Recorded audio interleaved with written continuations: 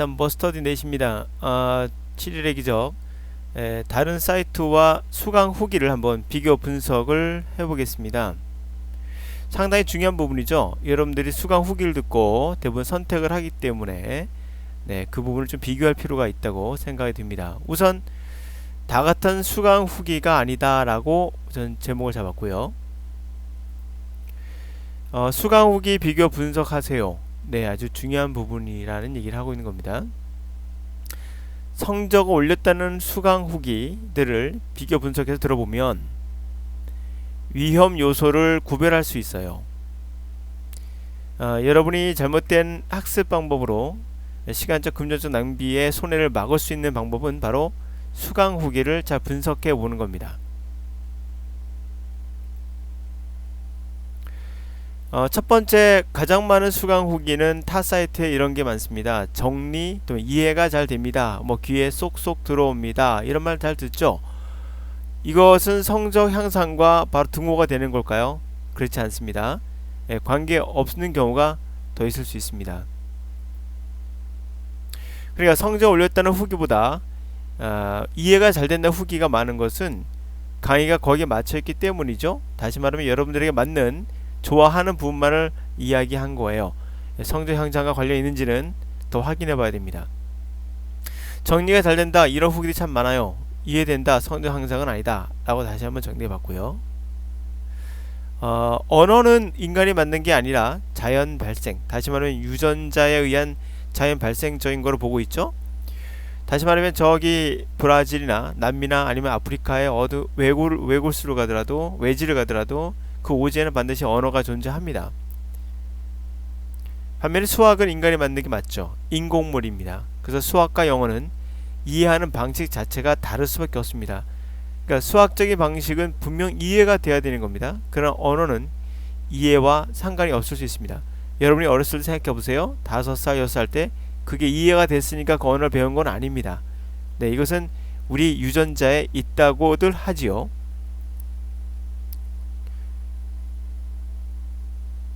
두 번째는 성적 올렸다는 후기, 이것 또한 많습니다. 그러나 기간이 중요합니다. 왜 중요할까요? 성적이 올랐다 해도 3개월 이상 걸렸다면 그 강사의 학습법이 아니라 그냥 공부하다가 학생 스스로 방법을 찾아낸 걸 가능성이 높아요. 자, 이 부분이 특히 주의해야 할 부분이에요. 바로 만약에 1000명의 학생이 수강해서 100명이 3개월 후에 자신만의 방법으로, 그러니까 선생님의 방법이 아닌 그 방법을 따라하는 같으나 실제로 그 결과를 끄집어내는 어떠한 그 과정 속에는 너무 많은 것들이 있기 때문에 여러가지 변수가 존재하겠죠. 싫으면은 하여튼간에 그랬을 때 3개월 후라면 자신만의 방법으로 찾아내서 성적이 오르고 나머지 900명은 아직도 자신과의 싸움만 1년 내내 하고 있을 수 있어요. 그러면 1년 이상도 가능하죠. 재수 함수 하는 학생도 있고 아니면 여러 경우가 있으니까요. 자, 근데 이 100명의 학생의 문제입니다. 선생님의 방법이 맞았다고 생각하고 착한 마음에 수강 후기를 쓰겠죠. 영국에 이런 경구가 있습니다. 죽음으로 가는 길에는 선의로 포장되어 있다라는 말처럼 학생이 선의로 수강 후기를 썼겠죠. 그러나 그것을 읽은 학생들은 자신이 900명이 될 확률이 높다는 생각을 못하겠죠. 그러므로 선의의 수강 후기는 여러분들에겐 죽음으로 가는 길이 될 수 있습니다. 자, 900명 어차피 수강 후기를 쓸 리 없으니까요. 자, 기간이 길면 왜 위험한 거냐라고 하면 직접적인 증명이 어렵습니다. 그래서 단기간에 효과가 없다면 그건 경우의 수가 너무 많아져서 그 학습법의 효과를 검증하기 어렵습니다. 그런 경우 누구나 되는데 나는 왜 안 되는 거지? 라는 말이 나오게 되죠. 자, 그럼 우리 같은 경우는 7일 안에 올랐다는 학생들이 상당히 많습니다. 그렇다면 한 달 이내라면 2달 안에도 괜찮을 것 같은데 하여튼 한 달 이내라면 직접적인 학습법에 영향이 있었다고 생각할 수 있죠. 그건 성공 확률이 높아진다는 말입니다. 그러니까 1000명 중에 100명, 10%가 아니라 90%, 100% 이렇게 된다는 얘기가 되겠죠. 그럼 7인 안에 올랐다는 얘기는요, 그건 거의 100%에 가깝다는 얘기예요. 다시 말하면 제 강의는 학생들에게 100% 효과가 있다는 거죠. 그게 직접적으로 영향을 미쳤다는 것을 확인할 수 있는 거죠.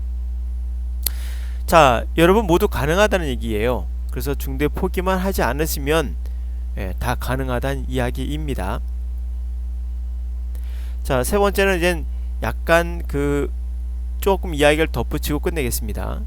왜 그러면 강사들이 정신교육을 강조하는 걸까요? 그건 선생님들의 강의나 학습법이 자신의 경험이 아니라 과학적으로 증명 또는 통계책에 있는지 확인하셔야 되는데요, 그게 없다 보니까 선생님들이 자신의 경험이 미신에 가까운 신봉으로 바뀌죠. 그래서 정신교육을 강조해서 하루에 12시간 공부해라, 또는 꼼꼼히 한 단어도 놓치지 말아라, 이러한 정신교육을 강조할 수밖에 없는 겁니다.